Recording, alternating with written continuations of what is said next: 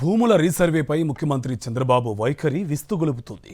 నాడు దుష్ప్రచారంతో భూముల రీసర్వేను అడ్డుకుని ఇప్పుడు దాని క్రెడిట్ను చోరీ చేస్తుండడం ఏమిటనే ప్రశ్నలకు సమాధానం చెప్పలేని సీఎం చంద్రబాబు దబాయింపు మొదలుపెట్టారు.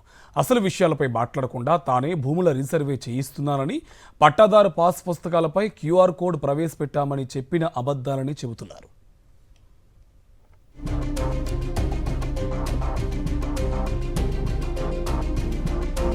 ఎన్నికలకు ముందు భూముల రీసర్వేను అడ్డుకున్న చంద్రబాబు విపరీతమైన దుష్ప్రచారం చేసిన విషయం జగమెరిగిన సత్యం. కానీ ఇప్పుడు దానిపై ఆయన యూటర్న్ తీసుకొని అది తన గొప్పేనని ప్రచారం చేసుకోవడంపై అధికారులు, ప్రజలు నివ్వెరపోతున్నారు. వాస్తవానికి వైఎస్ జగన్ ప్రభుత్వ హయాంలో 2020లో ప్రారంభమై విజయవంతంగా జరిగిన భూముల రీసర్వేకు కేంద్ర ప్రభుత్వం కితాబిచ్చింది. నీతి ఆయోగ్ సైతం దాన్ని ప్రశంసించింది. అయితే ఆ సమయంలో ప్రతిపక్ష నేతగా ఉన్న చంద్రబాబు దేశానికి ఆదర్శంగా మారిన రీసర్వేపై పనిగట్టుకుని బురద జల్లారు. రీసర్వే చేసి భూములు దోచేస్తున్నారంటూ ఎల్లో మీడియాతో కలిసి విష ప్రచారం చేశారు. కానీ అధికారంలోకి వచ్చాక రీసర్వే ప్రయోజనాలు గొప్పగా ఉండటం, కేంద్రం దాన్ని కొనసాగించాల్సిందేనని స్పష్టం చేయడంతో ఒక్కసారిగా రూటు మార్చేశారు. ఏడాది పాటు రీసర్వేను పూర్తిగా నిలిపివేసినా చివరికి కొనసాగించారు.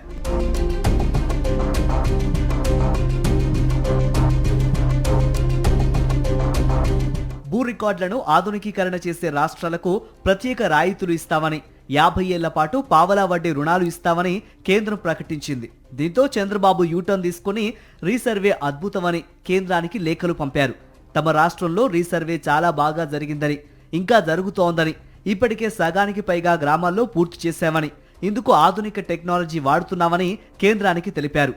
అయితే అప్పటికే ఏపీలో జరుగుతున్న రీసర్వేపై కేంద్రానికి స్పష్టంగా తెలిసి ఉండడంతో రీసర్వేను ఆదర్శవంతంగా చేసినందుకు మొదటి విడతగా 400 కోట్ల రూపాయల రాయితీని విడుదల చేసింది. దాన్ని చంద్రబాబు తన ఘనతగా చెప్పుకుంటూ రీసర్వే తానే చేస్తున్నానని ఎల్లో మీడియా తోడుగా డప్పు కొట్టుకుంటున్నారు. వాస్తవానికి ఆ నిధులు విడుదలయ్యే సమయానికి రాష్ట్రంలో రీసర్వేను చంద్రబాబు నిలిపివేశారు.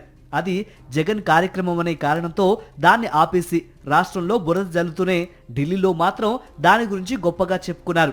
ఇప్పుడు రీసర్వేను అరకొరగా చేస్తూ అది మొత్తం తన ఘనతేనంటూ ప్రచారాన్ని ప్రారంభించారు.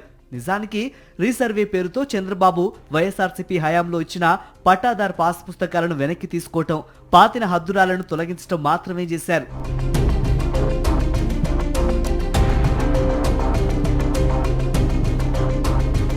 వైఎస్ఆర్సీపీ ప్రభుత్వంలో భూముల రీసర్వే చేశాక వైఎస్ జగన్ ప్రతి భూమి పార్సెల్ మ్యాప్ ప్రకారం హద్దురాళ్లను పాటించారు. ఏ రాయి పడితే ఆ రాయి వాడితే సర్వే ప్రాధాన్యం, సర్వే చేసిన విషయం తెలియదని ఒక మార్క్ గుర్తుగా ఉండేలా గ్రానైట్ రాళ్లు వాడారు. దానిపై నవరత్నాల లోగో వేశారు.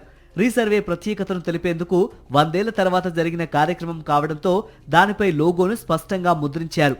దానిపై చంద్రబాబు ఇష్టానుసారం తప్పుడు ప్రచారం చేసి అధికారంలోకి రాగానే వాటిని తొలగించారు. ఇప్పటికీ ఆ ప్రచారం చేస్తూనే రీసర్వే ప్రయోజనాలను మాత్రం తనదిగా చెప్పుకుంటున్నారు. పట్టాదారు పాస్ పుస్తకాలపై క్యూఆర్ కోడ్లు ముద్రించే విధానాన్ని తామే తీసుకువచ్చామని చంద్రబాబు నిస్సిగ్గుగా చెప్పుకుంటున్నారని, భూముల రీసర్వే స్పెషాలిటీని తన ఖాతాలో వేసుకునేందుకు ఆయన తెగ ఆరాటపడుతున్నారని అధికార వర్గాలే విమర్శిస్తున్నాయి.